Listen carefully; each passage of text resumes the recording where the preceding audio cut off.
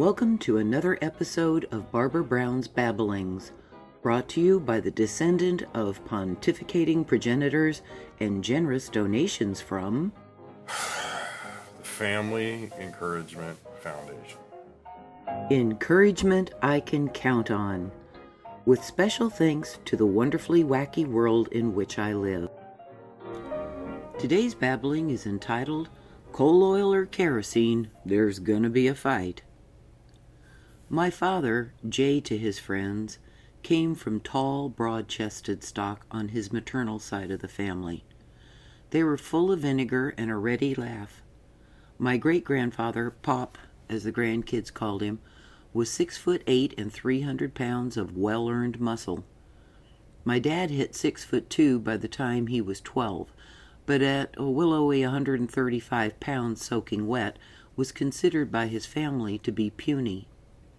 He took the teasing about his physique good-naturedly and developed a healthy sense of humor about any kind of ribbing, which probably explains his reaction to a jest that was not given with good intention. In the summer of 1926, Pop, my dad, and two of my dad's uncles, Marcus and Morris, went on a camping trip starting at Paragould, Arkansas, with Baton Rouge, Louisiana as their destination. The names of the towns aren't really pertinent. I just like saying Paragould, Arkansas and Baton Rouge, Louisiana. Some names are just meant to be said out loud. Paragould, Arkansas, Baton Rouge, Louisiana. Anyway, at some point during the trip, they were running low on fuel for their lanterns and stopped at a little back-road country store. Dad went inside and found several young men standing around a Cracker Barrel telling jokes.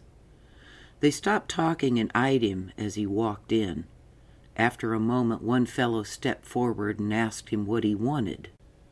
"I'd like to buy some coal oil," my dad said. "Coal oil?" replied the young man. "We don't have no coal oil in this store.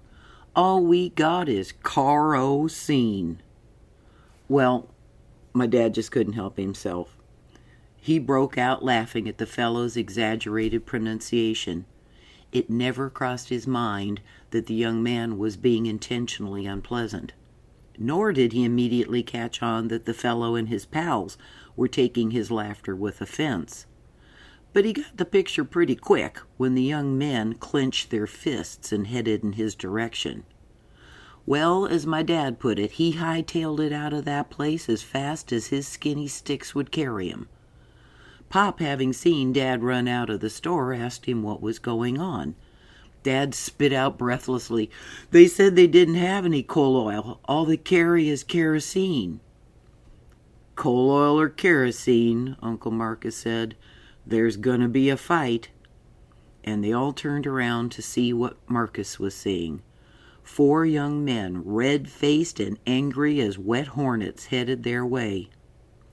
You would think that seeing some of the biggest men those fellows had ever seen, there would be at least a moment of hesitation.